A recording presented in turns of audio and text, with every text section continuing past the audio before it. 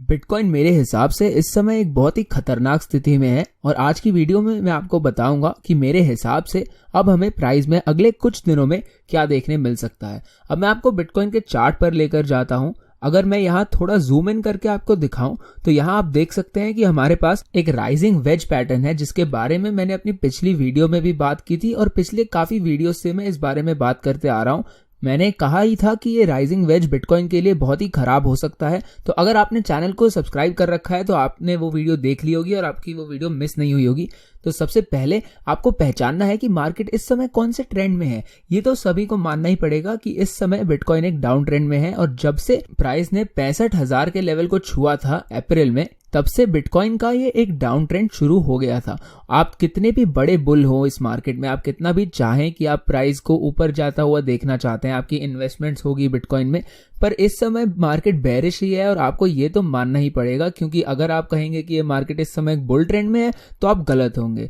तो down trends में हमें बार बार कंटिन्यूएशन पैटर्न देखने मिलते हैं। कभी कभी ये राइजिंग वेज जैसे पैटर्न हो जाते हैं तो कभी कभी सिर्फ एक साइडवेज रेंज में प्राइस चला जाता है। इस डाउन ट्रेंड में भी हमें इस तरह के पैटर्न्स काफी बार देखने मिले हैं और प्राइस ज्यादातर ऐसे कंटिन्यूएशन पैटर्न में से निकल के नीचे की तरफ ही गिरता है। बिटकॉइन अब इसी तरह के एक और पैटर्न में है और एक बार तो प्राइस ने ऊपर की तरफ ब्रेकआउट भी कर लिया था, पर ये एक फेक आउट निकला और प्राइस फिर से इस पैटर्न में गिर गया और अब तो बिटकॉइन इस पैटर्न के भी नीचे गिर चुका है।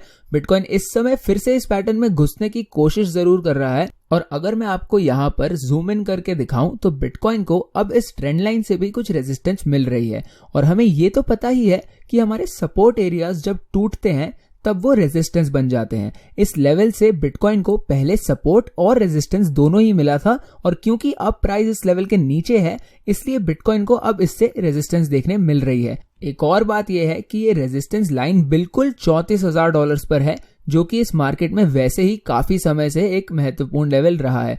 तो मतलब हमें यहाँ पर इस ट्रेंड लाइन से और इस लेवल से, इस 34,000 वाले लेवल से, दोनों से ही रेजिस्टेंस देखने मिल रहा है। मतलब हमें दो अलग अलग चीजें इस समय बता रही है कि हमें यहाँ पर रेजिस्टेंस देखने मिल सकती है। अगर आप चार्ट पर इस समय देखें तो बिटकॉइन जिस तरह से पैटर्न्स बना रहा है, जिस तरह की शेप्स बना रहा है, वो काफी खराब है। पर इस राइजिंग वेज के साथ साथ बिटकॉइन इस समय एक काफी बुलिश पैटर्न भी बना रहा है। मैंने इसके बारे में बाकी किसी एनालिस्ट को अब तक बात करते हुए नहीं देखा, तो शायद लोग इस पर ध्यान नहीं दे रहे हैं इस समय। मैं भी वैसे इस पैटर्न पर इतना विश्वास नहीं रखता, पर काफी लोग इसे देखना पसंद करते हैं। तो ये है हमारा inverse head and shoulders pattern, जो कि एक काफी बुलिश पैटर्न होता है। इसे मैं आपको यहाँ चार्ट पर बनाकर दिखा देता हूँ। यहाँ लेफ्ट साइड पर आपका पहला शोल्डर, बीच में इसका हेड और राइट साइड पर उसका दूसरा शोल्डर। ये बन गया हमारा inverse head and shoulders pattern.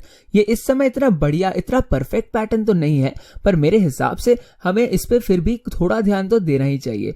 यहाँ आप देख सकते हैं कि हमारा जो हेड है वो लेफ्ट शोल्डर के नीचे नहीं जा पाया, जिससे हमें कोई दिक्कत नहीं होनी चाहिए, क्योंकि ये मार्केट में एक अच्छी चीज है। इससे हमें पता चलता है कि प्राइस अपने पिछले लोज को भी नहीं तोड़ पा रहा। तो चाहे ये inverse head and shoulders pattern perfect तरह से बना हो या ना बना हो, पर यहाँ पर इस समय तक प्राइस मूवमेंट तो काफी बुलिश ही थी।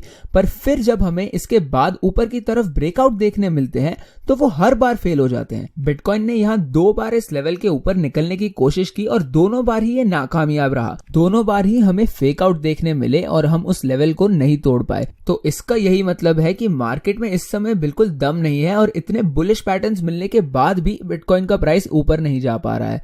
और इसके बाद अगर आप सोचें तो प्राइस तो वैसे ही पहले से ही एक डाउन ट्रेंड में है। ये तो पहले से ही एक राइजिंग वेज पैटर्न था जिसमें हमें थोड़ी सी एक बुलिश चीज देखने मिली थी, पर फिर बेयर्स ने हमें दिखा दिया कि अब भी वही कंट्रोल में है और ब्रेकआउट के बाद भी प्राइस 2 बार रिजेक्ट हो गया। तो जब एक डाउन ट्रेंड में आपको इस तरह की चीजें देखने मिलती हैं तो आपको पता चल ही जाना चाहिए कि ऐसे ट्रेंड से रिकवर करना काफी मुश्किल हो सकता है। और ये पूरी एनालिसिस में मैंने अब तक किसी भी इंडिकेटर का इस्तेमाल नहीं किया। मतलब सिर्फ प्राइस एक्शन को इस समय देख के आप इतना कुछ बता सकते हैं। इस समय ये राइजिंग वेज में होना बिटकॉइन के लिए काफी खतरनाक है और बुल्स कोशिश जरूर कर रहे हैं प्राइस को ऊपर भेजने की, पर उनमें इस समय मुझे इतना दम नहीं दिख रहा। और अगर आपको लग रहा हो कि प्राइस यहाँ से ऊपर जाना चाहिए तो आपको ये ध्यान में रखना है कि काफी समय से प्राइस एक डाउन ट्रेंड में ही है। अगर आपको मार्केट का लॉन्ग टर्म ट्रेंड पहचानने में थोड़ी दिक्कत हो रही है तो इसे समझने के लिए आप चार्ट पर जूम आउट करके एक दिन वाले चार्ट पर देख सकते हैं। अगर आप इस तरह से अपनी एनालिसिस करते हैं तो आपको पता चलता है कि इस समय मार्केट में सही में क्या हो रहा है और प्राइस को कहां से सपोर्ट और रेजिस्टेंस देखने मिल सकता है। ऐसा करके आप मार्केट के इंपॉर्टेंट इंपॉर्टेंट एरियाज ढूंढ सकते हैं। यहाँ एक दिन वाले चार्ट पर भी आप अगर देखें तो बिटकॉइन वैसे एक डाउन ट्रेंड में ही चल रहा है, ये तो आपको पता ही है। और मैं ऐसा नहीं चाहता कि बिटकॉइन का प्राइस सिर्फ नीचे ही गिरे, मैं भी चाहता हूं कि इसका प्राइस ऊपर जाए। मुझे बिटकॉइन से या आपसे कोई दुश्मनी नहीं है, मैं चाहता हूं आप भी पैसे कमाएं, पर मुझे अपनी एनालिसिस सही से करनी होती है और मार्केट को एक बहुत ही न्यूट्रल तरीके से एनालाइज करके समझना होता है कि इस समय बिटकॉइन के साथ हो क्या रहा है। और सिर्फ क्योंकि आपने बिटकॉइन में पैसे डाल रखे हैं, इन्वेस्ट किए हुए हैं, तो मैं आपको झूठ तो नहीं बताऊंगा, मैं आपको सिर्फ अपने आइडियाज बताता हूं। और मेरे हिसाब से बिटकॉइन हमेशा इन कंटिन्यूएशन पैटर्न्स में से निकलने के बाद अपना पुराना ट्रेंड ही कंटिन्यू करता है। तो इस बार ऐसा क्यों नहीं होगा? जब से बिटकॉइन एक डाउन ट्रेंड में है तब से हमें बार बार ऐसे कंटिन्यूएशन पैटर्न्स देखने मिल रहे हैं।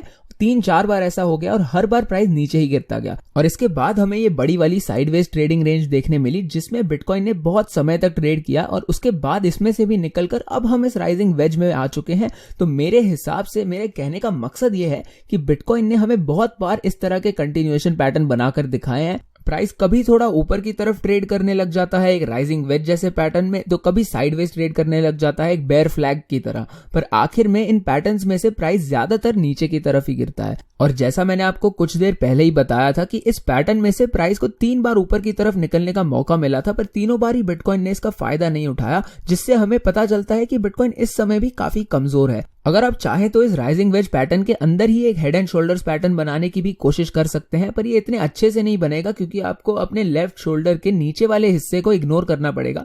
पर अगर आप चाहें तो इसे बना सकते हैं। और इससे जो मेन चीज हमें पता चलती है वो यही है कि बिटकॉइन ने 3 बार अपने हाईज को तोड़ने की कोशिश की, पर तीनों बार प्राइस वहां से रिजेक्ट हो गया। तो जब एक मार्केट में आपके सपोर्ट और रेजिस्टेंस लेवल्स इतने अच्छे से काम कर रहे हो और प्राइस एक रेंज में फंसा हुआ हो, तो आपको अपने लॉन्ग टर्म ट्रेंड पर ध्यान देना होता है। और ये तो हम सभी को पता है कि बिटकॉइन काफी समय से एक डाउन ट्रेंड में ही है। और ये बिटकॉइन के लिए इतना खतरनाक इसलिए है क्योंकि हमने सपोर्ट लेवल का इस्तेमाल बहुत बार कर लिया है और जितने कम समय में जितनी ज्यादा बार प्राइस एक सपोर्ट लेवल को टेस्ट करता है वो उतना ही ज्यादा कमजोर हो जाता है। तो अगर अब बिटकॉइन फिर से $30,000 पर गिरता है तो वैसे ही ये काफी बड़ा ड्रॉप होगा। और अब अगर इसने सपोर्ट लेवल को भी तोड़ दिया तो फिर प्राइस बहुत ही नीचे गिर सकता है। और मेरे हिसाब से अब बिटकॉइन के यहां से सपोर्ट मिलने के चांसेस बहुत कम है। तो जब आप एक सपोर्ट एरिया फेल करते हैं तो आपको उसके बाद अगले मजबूत सपोर्ट एरिया पर ही कुछ सपोर्ट देखने मिल सकता है। और मेरे हिसाब से इस मार्केट में 30,000 के बाद अगला महत्वपूर्ण सपोर्ट लेवल होगा $24,000 के करीब। अभी के लिए तो मैं सिर्फ बिटकॉइन के इस रेंज में प्राइस एक्शन को देख रहा हूं। अगर बिटकॉइन यहां से नीचे गिरता है तो फिर ये थोड़ा सेफ है, और अगर प्राइस अब 30-32,000 पर नहीं गिरता तो बिटकॉइन के पास एक मौका है फिर से 42,000 वाले लेवल को टेस्ट करने का। पर मैं अभी इसके बारे में नहीं सोचना चाहता क्योंकि बिटकॉइन इस समय इस बड़ी सी रेंज में है और प्राइस काफी समय से इस रेंज के नीचे वाले हिस्से में है, जो हमें बताता है